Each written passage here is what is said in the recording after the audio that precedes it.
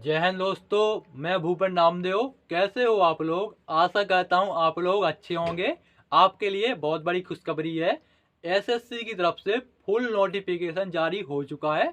SSC की तरफ से फुल नोटिफिकेशन आपका जारी हो चुका है। तो इसमें हम बात करने वाले हैं कि कितने पद पर आपकी वैकेंसी आई हुई है और इसमें आपकी योग्यता क्या मांगी गई है। इसके अलावा आपकी उम्र सीमा क्या होनी चाहिए तथा आपको उम्र में छूट कितने साल की मिलेगी। फिर हम बात करेंगे इसके एप्लीकेशन फीस के बारे में और फिर हम बात करेंगे इसके सिलेक्शन प्रोसेस के बारे में। मतलब आपका एग्जाम पैटर्न में कितने विषय से प्रश्न पूछे जाते हैं, कितना टाइम मिलता है, माइनस मार्किंग है या नहीं, फिजिकल टेस्ट में आपका हाइट, चेस्ट, रनिंग तथा आपका लॉन्ग जंप, सारी डिटेल्स आपको स्टेप बाय स्टेप समझाएंगे। और सबसे लास्ट में हम बात करेंगे इसकी सैलरी के बारे में। तो चलिए दोस्तों, वीडियो स्टार्ट करते हैं और जानते हैं दिल्ली पुलिस कांस्टेबल की भर्ती प्रक्रिया के बारे में। तो सबसे पहले हम बात करेंगे ऑनलाइन डेट के बारे में। तो आपके दिल्ली पुलिस कांस्टेबल के जो ऑनलाइन करने की जो डेट है वो 1 सितंबर 2023 से स्टार्ट हो चुके हैं, ठीक है ना। आज के दिन से स्टार्ट हो चुके हैं और इसकी जो लास्ट डेट है वो 30 सितंबर 2023 रखी गई है।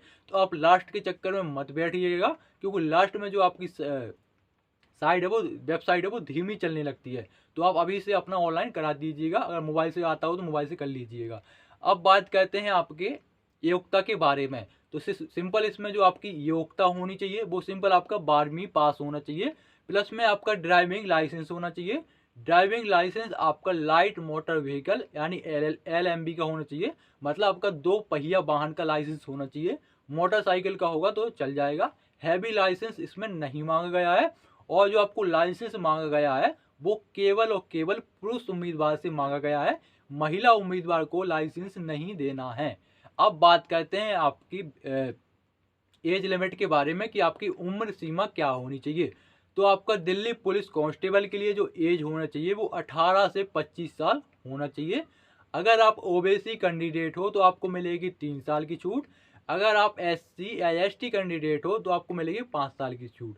सॉरी दोस्तों, थोड़ा इसमें लाइट कम होगी, थोड़ा वोल्टेज थोड़ा कम आ रहा है, ठीक है, थोड़ा ब्राइटनेस कम रहेगी। तो अब बात करते हैं इसके वैकेंसी डिटेल्स के बारे में कि कितने पद पर आपकी वैकेंसी आई हुई है। तो आपकी दिल्ली पुलिस कांस्टेबल की वैकेंसी 7547 पद पर आई हुई है। समझते हैं इसके बोर्ड में। तो बोर्ड में बात करें तो आपकी मेल की जो वैकेंसी है वो है आपकी 5056 पद पर और फीमेल की 2491 पद पर। कैटेगरी वाइज बात करें तो मेल में जनरल के हैं 3053 पद, ओबीसी के 287 पद और ईडब्ल्यूएस के 542, एससी के 872, एसटी के 302 पद। बात करें फीमेल में, महिला उम्मीदवार में कैटेगरी वाइज, तो महिला उम्मीदवार में जो जनरल के पद है वो है आपके 1502, ओबीसी में 142, ईडब्ल्यूएस में 268 और एससी में 429, एसटी में 150। टोटल जो आपकी वैकेंसी आई हुई है वो है आपकी 7547 पद पर। अब बात करते हैं इसके सिलेक्शन प्रोसेस के बारे में। उससे पहले मैं इसका एग्जाम डेट बता देता हूं, क्योंकि जो आपका दिल्ली पुलिस कांस्टेबल का जो भर्ती है वो आपका एसएससी कंडक्ट करा रहा है। सारी भर्ती प्रक्रिया आपका एसएससी ही कराएगा। तो इसका जो एग्जाम डेट है उसने पहले से ही बता दिया है। इसका नोटिफिकेशन फुल नोटिफिकेशन जारी नहीं हुआ था, उससे पहले ही आपका एग्जाम डेट आ चुका था। तो जो आपका एग्जाम हुआ दिल्ली पुलिस कांस्टेबल का वो आपका दिसंबर 2023 में, आपका दिसंबर माह के किसी भी दिन आपका एग्जाम होगा, ठीक है ना। वो आपका डेट अभी जारी करेगा एडमिट कार्ड में, ठीक है ना। एडमिट कार्ड में आपका टाइम दिया रहेगा और आपका दिन दिया रहेगा।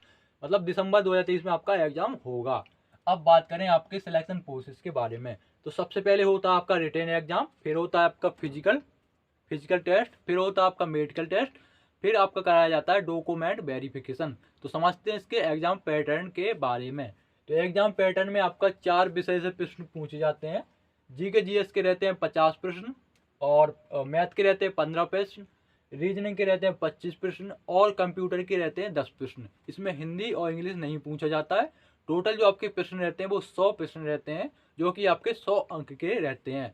माइनस मार्किंग इसमें बिल्कुल होती है। माइनस मार्किंग इसमें 1/4 की होती है। मतलब अगर कोई आप 4 प्रश्न गलत कर देते हो तो आपका 1 अंक काट लिया जाता है। अब बात करें टाइम के बारे में, तो मैं 90 मिनट का इसमें टाइम दिया जाता है। इसके अलावा अगर आपने अभी 12वीं पास किया है तो आप इसके लिए अप्लाई जरूर करना। और जो आपकी उम्र काउंट की जाएगी वो आपकी 1 जुलाई 2023 से काउंट की जाएगी। मतलब आपका नोटिफिकेशन जारी हुआ 1 सितंबर 2023 को, लेकिन आपका 1 सितंबर 2023 से आपकी एज यानी आपकी उम्र नहीं जोड़ी जाएगी। आपकी उम्र 1 जुलाई 2023 से जोड़ी जाएगी। अच्छी बात है, ठीक है। अब बात करें आपके फिजिकल टेस्ट के बारे में, तो फिजिकल टेस्ट में जो आपकी हाइट होना चाहिए वो 170 सेंटीमीटर होना चाहिए पुरुष उम्मीदवार की। और अगर कोई पुरुष एसटी कैटेगरी में आता है तो हाइट में छूट मिल जाती है उसे, तो उसकी हाइट 165 सेंटीमीटर होना चाहिए। बात करें आपका पुरुष उम्मीदवार की हाइट के बारे में, तो पुरुष उम्मीदवार की हाइट 157 सेंटीमीटर होनी चाहिए। अगर कोई पुरुष एससी या एसटी कैटेगरी में आता है तो उसकी हाइट 155, सॉरी ये महिला का बोला है, सॉरी दोस्त, महिला की जो हाइट होना चाहिए वो 157 सेंटीमीटर होना चाहिए। अगर कोई महिला एससी या एसटी कैटेगरी में आती है तो उसकी हाइट 155 सेंटीमीटर होना चाहिए। अब बात करें आपकी चेस्ट के बारे में, तो जो आपका सीना नापा जाता है, जो आपका नॉर्मल सीना होना चाहिए, ऐसे सिंपल हवा निकाल लेनी है, वो होना चाहिए आपका 81 सेंटीमीटर। 5 सेंटीमीटर आपका ऐसा फुलाव आना चाहिए चेस्ट का, सॉरी 4 सेंटीमीटर आपका चेस्ट का फुलाव आना चाहिए। जो आपकी अदर वैकेंसीज निकलती है उसमें 5 सेंटीमीटर मांगा जाता है फुलाव, लेकिन इसमें आपका 4 सेंटीमीटर ही मांगा जा रहा है, तो कन्फ्यूज नहीं होइएगा। 81 से 85 सेंटीमीटर आपका चेस्ट होना चाहिए। आप बात करें रनिंग यानी आपकी दौड़ के बारे में, तो इसमें 1600 मीटर की रनिंग कराई जाती है पुरुष उम्मीदवार की और महिला उम्मीदवार की, दोनों की 1600 मीटर की रनिंग होगी। पुरुष को टाइम दिया जाएगा 6 मिनट का और महिला को जो टाइम मिलता है वो मिलता है 8 मिनट का। अब बात करते हैं लॉन्ग जंप के बारे में, तो पुरुष उम्मीदवार की जो लॉन्ग जंप होती है वो 14 फीट की रहती है और महिला उम्मीदवार की जो लॉन्ग जंप की डिस्टेंस रहती है वो आपकी 10 फीट की रहती है। और बात करें हाई जंप के बारे में, तो पुरुष उम्मीदवार की जो हाई जंप होती है वो 3.9 फीट की होती है, मतलब 3 फीट 9 इंच की होती है। और महिला उम्मीदवार की 3 फीट की आपकी हाई जंप होती है। अब बात करते हैं आपकी सैलरी के बारे में, तो आपका जो बेसिक पे रहता है वो आपका 2000 ग्रेड पे का आपका सैलरी रहता है। तो जो आपकी बेसिक पे सैलरी मिलती है वो 21,700 रुपये मिलती है।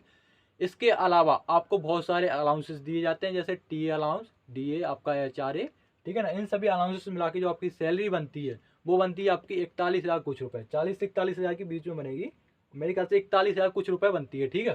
तो ये थी आपकी दिल्ली पुलिस कांस्टेबल की भर्ती प्रक्रिया के बारे में कुछ जानकारी। अगर आपको कुछ डाउट हो तो आप कमेंट बॉक्स में कमेंट कर सकते हैं। मिलते हैं किसी नेक्स्ट वीडियो में नई जानकारी के साथ, तब तक के लिए जय हिंद जय भारत।